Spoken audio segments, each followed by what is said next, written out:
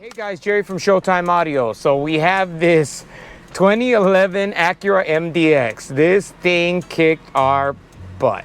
Oh my God. So we don't offer anything for this vehicle typically because on a lot of your Acuras, so almost all of them, your TLX, your RX, your MDX, they're just a pain, and not a ton of people offer any kind of aftermarket solutions, especially if it has the ELS system. So the ELS system makes it very difficult to integrate. Now, there now is ways to integrate it, but it doesn't look so fantastic. So this whole piece gets gone, and then there's this doubled in. It's not ideal until this solution. So the client actually found, well, the first one the client found was a unit that we got, and it plugged in, but it would not trigger. So it would not go into reverse. So therefore, it was kind of, I mean, the car has a factory backup camera. It came with an aftermarket backup camera, but even that didn't work. So we ended up having to source a new one. Now, we were able to source a new one, but then that one didn't work. So we had some issues as far as we couldn't get it to switch either. We ordered special harnesses, we tried all these crazy things, and then we found a guy online that specializes in these vehicles, and he builds these custom harnesses to allow it to work. So we ordered that harness, and he actually repinned it for us because he actually makes them. So it's really, really cool.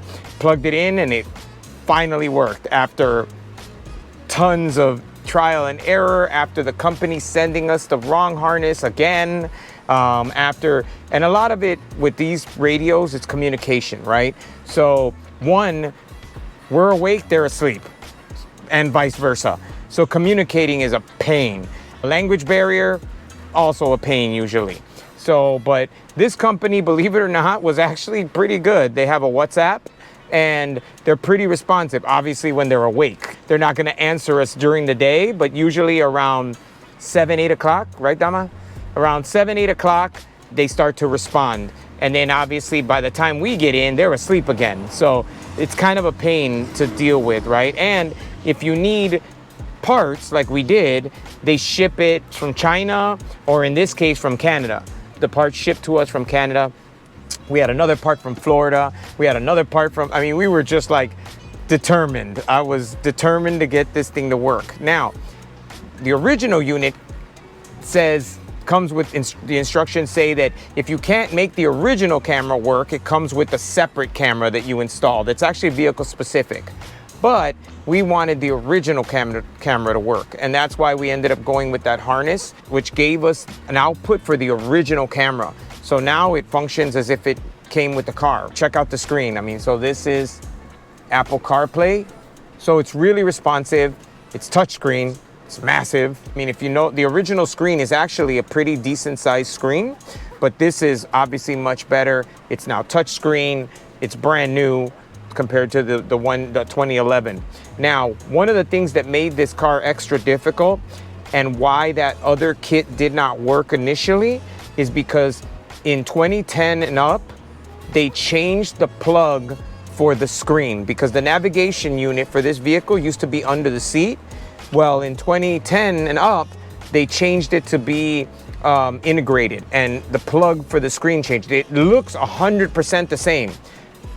It is not. Trust me. The plugs look like they'll fit. They do not fit. And they don't fit at all.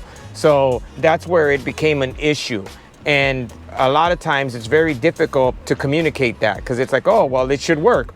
We ask them for help. They send us a copy of the instructions. I'm like, you know, luckily the instructions are actually pretty decent, but it still doesn't help if the connectors don't match, right? So this is where we ended up having to source another connector, which retained the factory camera, repinned all the power, the ground, the ignition, the reverse, the camera, I mean, everything. It's super awesome. Steering wheel controls still function, right? Next track, you can switch modes right from the steering wheel.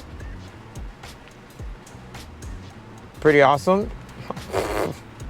little video on there. So the unit will work for this vehicle, plug and play, with a lot of modifications, right? And using a harness from another person. So we ended up having to source a harness from another gentleman who specializes in the Acura stuff. That way it worked, and it worked great. But if you don't know that, you would never be able to make this thing work in this vehicle. There was some setting issues.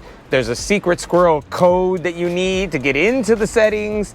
I mean, they do not make it easy. And also, the settings, the way they word things is not always the correct way or the way we would word it. All right, so a lot of times people are like, they do a ton of research, they go online, they watch YouTube videos, they do all this.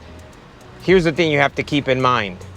A lot of those videos are either not from this country or they're from lower models. So a lot of times the American models have premium audio, they have 360 cameras, they have all these features that the other world models do not have.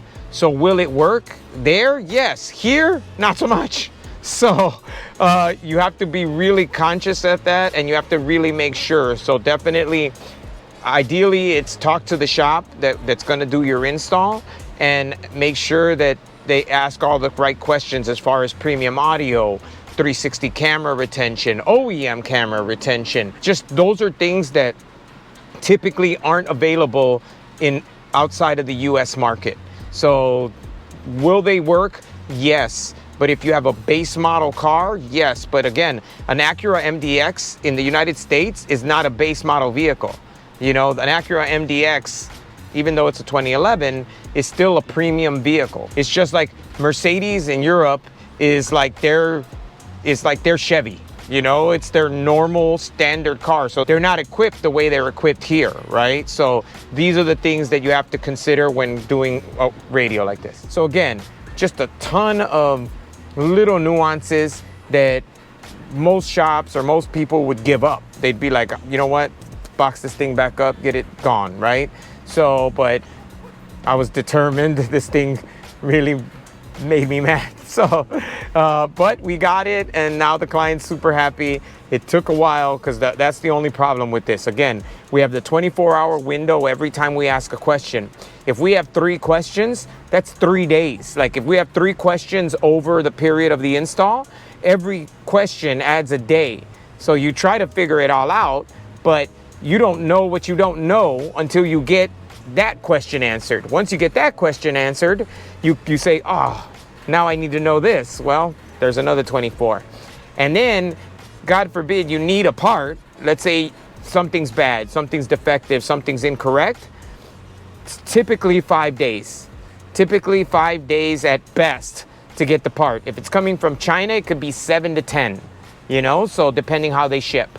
But just keep that in mind when you buy something like this. And this is why typically we only deal with certain brands when it comes to this, for the same reason that we need to have some kind of support in order to be able to expedite the install, to make the install quick and efficient. Otherwise, it is not quick, and it is sure as hell not efficient. Visit our website at showtimeaudiochicago.com.